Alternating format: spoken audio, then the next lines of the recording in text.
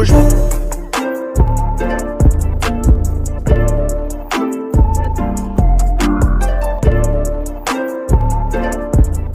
Okay, you guys, welcome to The Real Jayvskay, and today we're going to have a guest speaking with us specifically on the topic HIV.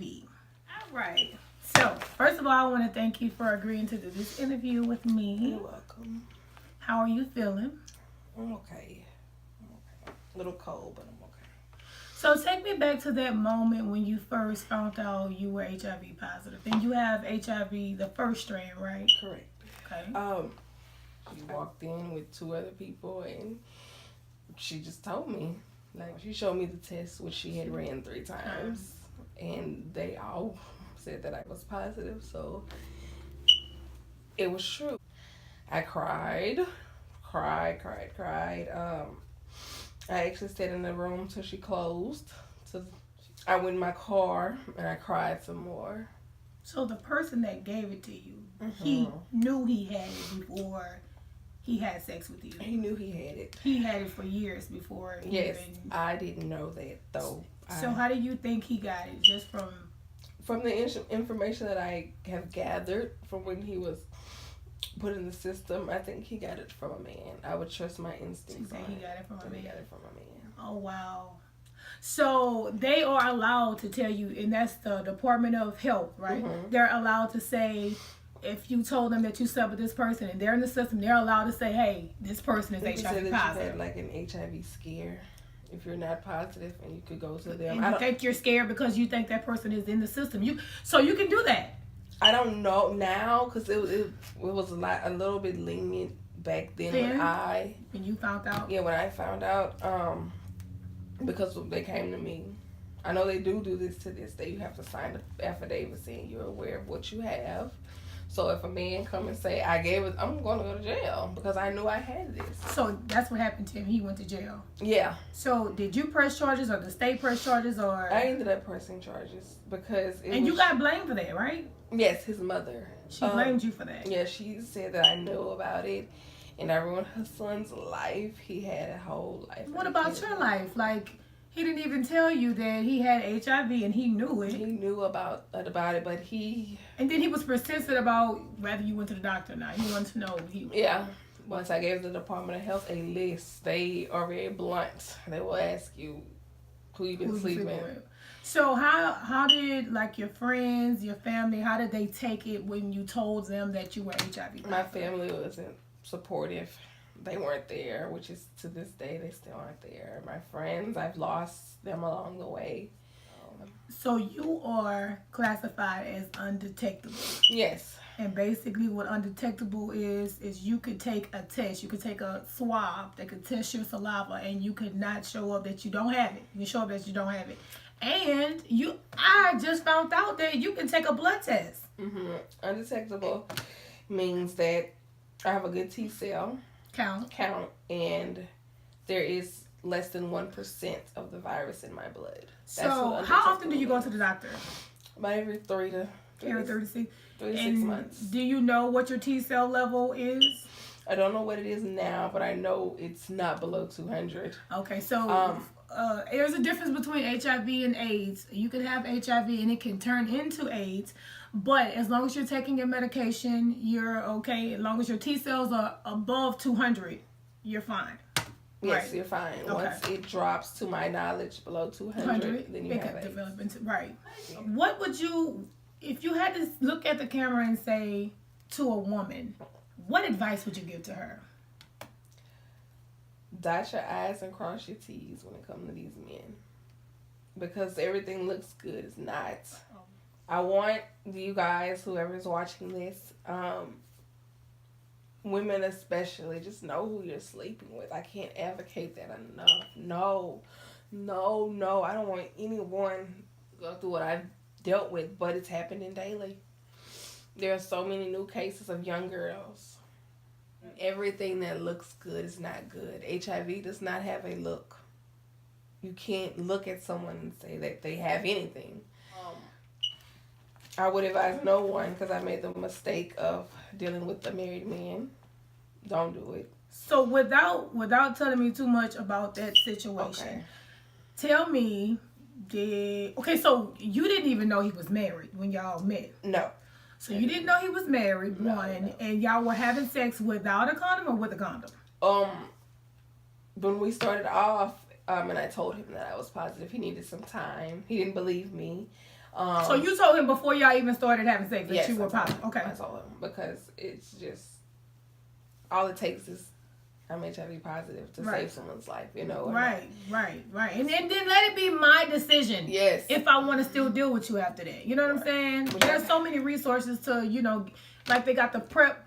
Is that the PrEP pill that they're telling people to take? And I advise completely against. And you took it at one. You took that pill that they're trying. So that is actually supposed to be. It's a antiviral. Okay. Which stopped working for me. Right. At one point. T cells dropped. Yeah, so we were back to the drawing board with blood work. So they changed your medicine around and your T cells got back up. Yes. Which is a good thing.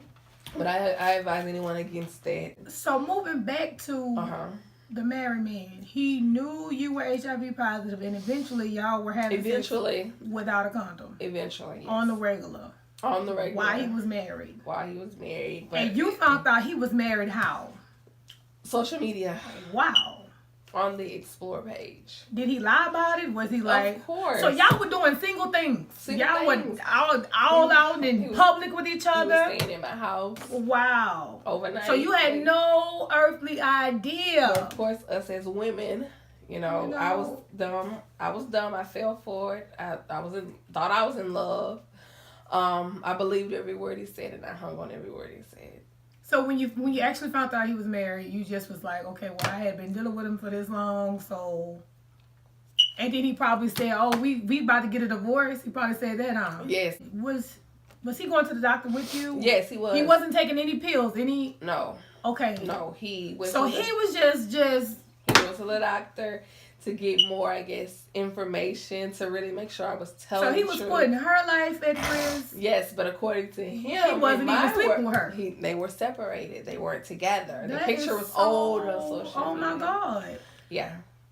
So I believed that. Right. I believed it. So because I thought this was someone that accepted me. Right. Someone that wanted That's what you long for. Somebody that accepts you. After I've got so many no's. You just wanted a yes. Yes. Like, what do you think all of this is coming from? These men living these double lives, number one. Sleeping with men and women, which I don't agree with that at all.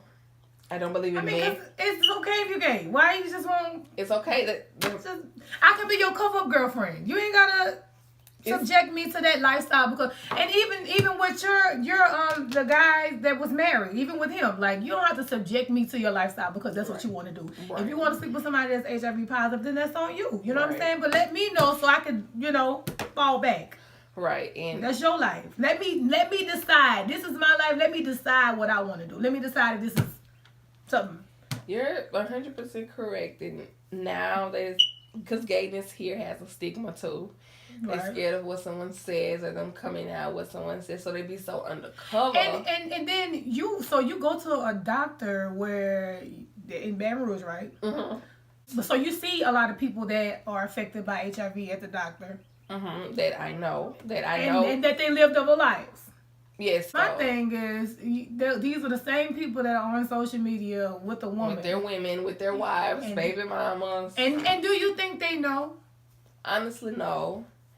I feel for them. My heart goes out to them. It does. Because I know y'all don't know. Y'all are married. And I be on social media everywhere together. Y'all go to Walmart together everywhere. But you don't bring your spouse to the doctor's office with you. Because they don't want nobody to know. But see, and these statistics that, that I found, those are just only the people that go to the doctor. So the people there are so many people walking around with it and they don't know it, don't care. They just out here. I had a guy that I was friends with, and his logic was he used to sleep with women because they look like they were clean. What would your advice be? Don't sleep with them. Run. That's not a good mentality to have, okay? I would love to sit in front of him. And understand why you have that logic, number one. And let me tell you about my story. Maybe that will deter you away from So if the person that gave you HIV was watching, what would you say to him? I just want to know why, because I never got that answer from you or your family. Why? Why? You know, he's incarcerated. So his whole family knew? Yes. No one told me. Do you think he would be honest and say why? No, because he still... Because when you first found out, he said the system was wrong. Yeah, the system was wrong. He was registered in the system with the Department of Health, and it was wrong. They had pictures of him. But they have to get pictures. They have to get your social security number. They have to get you to sign the paper. They take pictures of your tattoos that you have. So what's the name of the pills that you're on? Odesphine. Odesphine. Yes. Okay, and that's the pills that has been working since since your T cells dropped a few, and that's the pill that they're advertising that people take. Oh, no, not that one. The Calitra. That's the pills that they're advertising people take. Yes, that was what I was on wasn't in working. 2016. Okay. Now I'm on Odesphine, which is what they call a combination pill. It's 2 medicines in one. one. Okay. Yes, so I take that. Once a day, and I keep going. Go back a little bit when you were dealing with the married man. Mm-hmm. Did you ever say to him, like, whose idea was it not to use condoms? Did you ever say to him, like, I think we should use condoms? I guess he was, from what my doctor was telling him, because he asked my doctor, well, what if, when we started having sex, he still was coming to the doctor with me. And he asked him about unprotected sex. So it was his idea. And he let him know that it was he said, the doctor... A chance, it was a risk. It's always a risk. It's always a risk. Right, even with a condom, it's still a risk. But due to her blood work, and that she's non-detectable, it's less than a 1% chance that you would get it. So, I mean, it just happened that we had unprotected sex, and bam, I got pregnant with my daughter. And your daughter is HIV negative. That's a good thing. She's negative. And you had to go through a different step. Yes, I had to work harder, being that I was pregnant. I had to have a scheduled C-section. Okay. And then when you are positive and you're going into the hospital, you have to be on this. I forgot the name of this. I think it's an anti. You have to be on 2 bags of that before you even. So I went into the hospital 2 days before my C-section. Which, like I said, he took anything that I wanted to have away from me. I wanted to know what it was like to breastfeed or have a baby vaginally natural. I couldn't do any of that. Right, you took that from me. You took that from me. I love the quote that you use so much. What's that quote? It took me a while to firmly believe in it, but I always say that I have HIV. HIV does not have me. That's right. And it's just so hard. Right. At this point, I don't think I will ever forgive him. I may in the future, but now it won't. I will never forgive you. Just figure like, why? Why would you do something like that? Why? Like, you don't have that right to hold my life in your hands. You don't. Even though I was, out there doing, And you were young. I was young. Different from any other young female out there trying to figure out life, and I wish you just slept with the wrong person. I mean, you have to know these days who you are messing with. You have to know. You have to really do ask for that paperwork. Like, it's nothing wrong with hey, look, let me see your paperwork. The double standard thing, I don't agree with that. What? With the married men sleeping with women and men, or being on the down low, whatever. I don't agree with that. I don't respect it. I never will. Like I said, I see Plank Road. They don't have no, I don't want to say hoes, but they don't have no hoes out there. It's just men. And you would be surprised. And somebody laughed at it, but I'm like, you laughing, but because it's picking them up. Yes, that's why you would be surprised. Who would be the one to pick them up? Who would pick them up? And these are some of the same ones. That's why I say it's just married women being in man business, married being their business. Like, it's a lot of them that have too much leeway. Got a lot of. He had so much time on his hands. You didn't even know he was married. You didn't find out until 6 months later on social media. But if it wasn't for social media, like, what about the people that are not on social media? You probably would have never found out. Probably would have never found out. And y'all were taking dates, going out in public, everywhere together. He was at my house, staying in my house. That's why when he came and told me that it wasn't like that, and you believe him. Yeah. I want you to know that God spared your life for a reason. You do have a purpose. So what you do with your life from here on out is up to you. But, you know, I hope you do a lot of things to help change perspectives of women. I do. I want to get out into the community and advocate for it. Right. I do. I want to turn a negative into a big positive. Right. And being that it's so in the early teen, like they have girls 15, 16 that are getting diagnosed. I want to go around to schools. There's no one in Baton Rouge doing Right. Nobody's doing that. I want to go around to schools. They have so many questions and nobody wants to talk. It's taboo. Nobody wants to talk about it, but it's happening. It's not as big as an epidemic as it was when it first swept the nation in 1981, but it's still an epidemic. It's just some things that just people don't want to talk about. So I would love and I to think that should be and I answer think their you should questions do that. and tell them, let me tell you about me. Right. I think you should start that. They can go around the schools and stop the violence and all right. That, but you're not talking about, these are little kids, man. Because they start off younger and younger, so I want you to know this. Some parents don't want to talk to their kids about it, period. Don't want to talk about sex at all, so they get out there and they mess up and then, boom. They go to these parties and all of that, and it's and the drugs yes, are bad, are very bad, and these girls nowadays, to me, they fast. Yeah. They probably like five. We got some fast people in our generation too now. But they are faster, especially now that they have access to social media. Yes. It's like, oh my God. Social media wasn't like this 10 years ago. No. It wasn't. So, and they see the man with the cars like I did. So he had a nice job, nice car. Oh, yeah. So he had it together. Yeah, had a couple dollars. Like, yeah, but he finna change my life. Oh, he did, honey. Underneath all of that was pure evil. Oh my God. Pure evil. But I can say that, with all the resources that they have now, people are living a lot longer than, they were living when the epidemic first hit. Yeah, there is, but that goes, back to people not going to the doctor. Right. So, I was looking at the numbers and I couldn't believe that, there were so many men. I was like, oh my God. So I'm going to just read some of the numbers. It's 22,000 people in Louisiana that have HIV. And this is just the people that get tested, because there are so many people walking around that don't know that they have it. The top two cities are New Orleans and Baton Rouge. New Orleans is much bigger than Baton Rouge, by the way. New Orleans has 8,575 people, 6,264 men, and 2,149 women. So it's like it's triple the amount of men that have HIV than women. Baton Rouge, 5,440. 3,436 men, 1,930 women. So I was just like, yo. And to give a small fact about HIV, it can only be spread through sexual contact, and intravenous drug use. Fluids as well, right? Yes, fluids as well, which is... So that means it's not airborne. You cannot get it from... I can touch you and I not get it. Once it hits the air, it's dead. Yeah. But a lot of people don't know that. They don't know that. They don't even want to see. So have you been to somebody's house before and they know you have it and they're like, oh no, you're not gonna eat out my plate? Yeah, a family member. Oh wow. A family member. How did that make you feel?